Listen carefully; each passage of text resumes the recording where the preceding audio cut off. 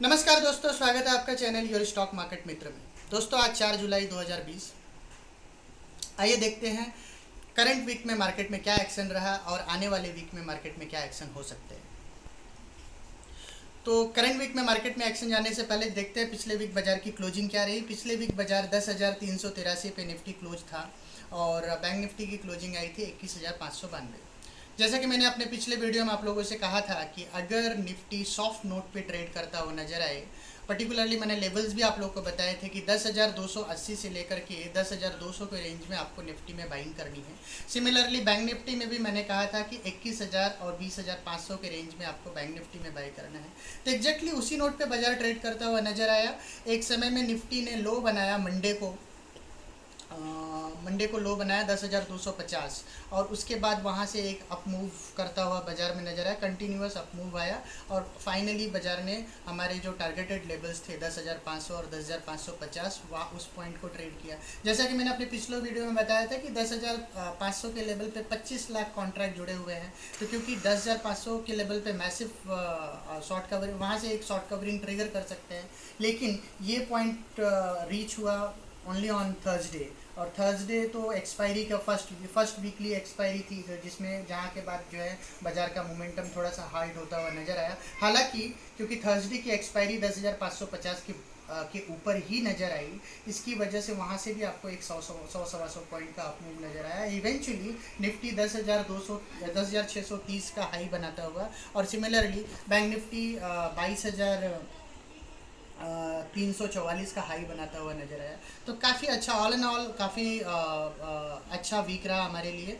और जैसा हमने आपको बताया था एग्जैक्टली वैसा ही एक्शन देता हुआ नजर आया बाजार। तो आइए दोस्तों जानते हैं कि नेक्स्ट वीक में बाजार में क्या एक्शन हो सकता है। बट उसको जानने से पहले आइए देखते हैं कुछ एक स्टॉक जो हमने पीछे प्रीवियस वीक में रिकमेंड किया था, करंट वीक के लिए रिकमेंड किया था। तो वही स्टॉक्स में जैसे हमने आपको बताया था कि रिलायंस में आपको एक अच्छा अप मूव नज़र आ सकता है। 1740 वाला रिलायंस आपको ऊपर 1940 200 पॉइंट का up move. Similarly HDFC bank में 1050 वाला HDFC बैंक 100-150 रुपये का अप मूव कर सकता है। और मैंने ये भी कहा था कि अगर डाउन साइड में ऑलमोस्ट 340-330 की रेंज में ICICI बैंक मिले वहाँ बाई करना चाहिए। तो आप देखेंगे कि ICICI बैंक 338 का लो बना करके इवेंचुअली 371 रुपए का हाई बनाता हुआ नजर आया। तो ऑलमोस्ट 10% की रैली ICICI बैंक में हुई। HDFC बैंक 1050 का लो बना करके 1111 का हाई बनाया, तो ऑलमोस्ट 6% की रैली इस पर्टिकुलर वीक में HDFC बैंक में हुई। और रिलायंस में भी 1740 वाला रिलायंस ऊपर में आपको 1740 वाला रिलायंस ऊपर में आपको 1811, इवेंचुअली एक समय में रिलायंस ने ऑलमोस्ट 1700 का लो बनाया था और वहाँ से वो 1811 तक 1804 का हाई बनाया। तो वहाँ रिलायंस में भी आपको ऑलमोस्ट 5 से 6% की रैली आपको रिलायंस में भी देखने को मिली। तो ऑल एंड ऑल एक सक्सेसफुल वीक था हमारे लिए लास्ट वीक। आइए दोस्तों देखते हैं इस वीक बाजार में क्या एक्शन हो सकते हैं। तो अब करंट वीक की जो निफ्टी की क्लोजिंग आई है वो है 10,607 का और बैंक निफ्टी की क्लोजिंग है 21,852। एक चीज़ जो इंटरेस्टिंगली मुझे दिखी मार्केट्स में फ्राइडे को थ्रू आउट द सेशन जो है निफ्टी डिस्काउंट में ही ट्रेड करता हुआ नजर आया। अगर आप निफ्टी की क्लोजिंग भी देखेंगे तो 10,607 की है और निफ्टी फ्यूचर्स की क्लोजिंग जो है 10,581 पे है। तो और एक चीज़ की 10,600 के इंडेक्स पे आप देखेंगे तो काफ़ी ज़्यादा कॉल राइटअप हुए हैं। ऑलमोस्ट 10 लाख कॉन्ट्रैक्ट जुड़े हैं अकेले फ्राइडे को निफ्टी के 10,600 के लेवल्स पे। और लेकिन अच्छी बात यह है कि 10,400 के पुट्स में भी वैसी ही अच्छी खासी आपको कॉल राइटिंग देखने को मिली हमें फ्राइडे के सेशन में। और 10,000 ऑलमोस्ट 8 लाख कॉन्ट्रैक्ट जुड़े जो है 10,400 के पुट में। तो एक छोटा सा स्ट्रगल हो सकता है जहाँ पे निफ्टी एक नैरो रेंज में ट्रेड कर सकता है, क्योंकि आप देखें 10,400 का पुट जो है 40 रुपये पे ट्रेड कर रहा है, 10,600 का कॉल 100 रुपये पे ट्रेड कर रहा है। तो ये 100 और 50 रुपये पे ट्रेड कर रहा है 10,400 का पुट। तो 150 रुपये का एक स्ट्रगल बनता है। तो जहाँ पे 10,600 से 150 पॉइंट ऊपर और 10,600 से 150 पॉइंट नीचे, मतलब 10,450 और 10,750। तो ये एक रेंज है जिस रेंज में ये पर्टिकुलर वीक ट्रेड करता हुआ नजर आए। अगर 10,750 के ऊपर निफ्टी जाता है तो फिर एक फर्दर वहाँ से 200-250 पॉइंट का आपको अपसाइड नज़र आ सकता है। सिमिलरली अगर निफ्टी 10,390 के नीचे जाता है तो ही कोई डाउन साइड बड़ा 10,380 के नीचे ही कोई बड़ा डाउन साइड आपको नज़र आ सकता है। ऑल एंड ऑल ये पर्टिकुलर वीक 10,380 से लेकर के 10,750 ये पर्टिकुलर जोन में आपको ट्रेड करता हुआ नज़र आएगा। ऐसे में आपकी स्ट्रेटेजी क्या होनी चाहिए? अगर आपको निफ्टी 10,440 से 10,380 के रेंज में मिलता है तो वो पर्टिकुलर रेंज में आपको बाय करना चाहिए। लेकिन अगर किसी भी सेंस से गैप अप ओपनिंग हो जाती है और ऊपर में बाज़ार आपको 10,700 और 10,750 के 10,700 10,750 के रेंज में मिले तो वहाँ आप जो है निफ्टी को शॉर्ट भी कर सकते हैं। बेस्ट ये अभी जो एक्शन जो बाज़ार में मुझे समझ में आ रहा है कि मुझे लाइकली है कि बाज़ार शायद सॉफ्ट नोट पे ओपन हो और आपको 10,440 और 10,380 की रेंज में ट्रेड करता हुआ भी दिखे, तो ऐसे में आपको बाय करना चाहिए। और वैसे में जो लास्ट वीक के जो मेरे पिक्स थे उन्हीं पिक्स पे मैं अभी भी जाना चाहूँगा। रिलायंस मेरा प्रेफर्ड पिक है। बैंकिंग में ICICI bank, HDFC bank preferred pick रहेंगे इस पर्टिकुलर वीक के लिए भी। तो ये सारे स्टॉक्स को आप डिक्लाइन में बाय कीजिए। आप रिलायंस 1740 से 1690 के रेंज में अगर आपको रिलायंस ट्रेड करता हुआ मिले तो वो पर्टिकुलर लेवल पे बाय कीजिए। सिमिलरली ICICI बैंक आपको 345 से 340 के जोन में मिले तो आप उसको वहाँ बाय कर सकते हैं। और HDFC बैंक भी अगर कोई डिक्लाइन मिले तो डिक्लाइन में बाय कीजिए। ये पर्टिकुलर वीक में कुछ एक स्टॉक्स हैं जहाँ पे अप मूव रह सकता है अच्छा खासा। वो मुझे PSC सेक्टर के स्टॉक्स अच्छे लग रहे हैं। जैसे आप देखें तो gas authority of India limited, NTPC और कोल इंडिया, ये सारे स्टॉक्स जो है इस पर्टिकुलर वीक में आपको अप मूव दे सकते हैं।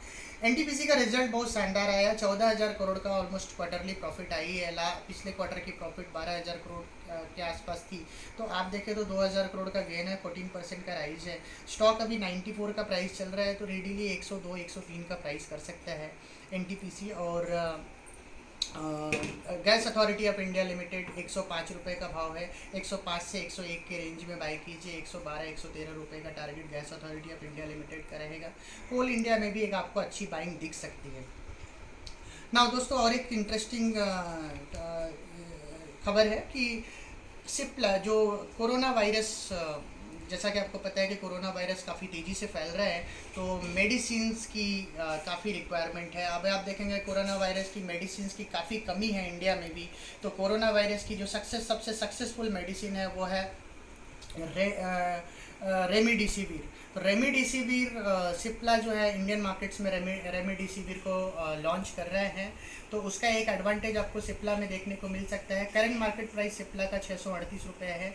तो आपको कोई भी रिट्रेसमेंट 638 से लेकर के 630 के रेंज में आपको सिप्ला को बाई करना चाहिए। स्टॉप लॉस होगा सिप्ला का 604 रुपये का और आपको आने वाले समय में सिप्ला 670 से लेकर 690 रुपये के प्राइस के लिए ट्रेड कर सकते हैं। ये एक इंटरेस्टिंग ये है। अच्छा, मार्केट्स के लिए गोइंग फॉरवर्ड जो ट्रिगर हो सकता है, जैसे कि आपको पता है कि भारत बायोटेक ने कोरोना की वैक्सीन को लॉन्च किया है। अब ये वैक्सीन जल्द से जल्द जो है ये वैक्सीन कोवैक्सीन की टेस्टिंग हुई है और ये वैक्सीन को जल्द से जल्द लॉन्च करने के लिए ICMR काफ़ी प्रेज़ भी कर रहे हैं। अगर इस डायरेक्शन में कोई डेवलपमेंट फर्दर होता हुआ नज़र आएगा तो वो बाज़ार के लिए एक ट्रिगर का काम करेगा, तो जो बाज़ार को 10,900 10,950 के इवेंचुअल लेवल पे, जहाँ जो मेरा अल्टीमेट टारगेट है, वहाँ तक लेके जा सकते हैं।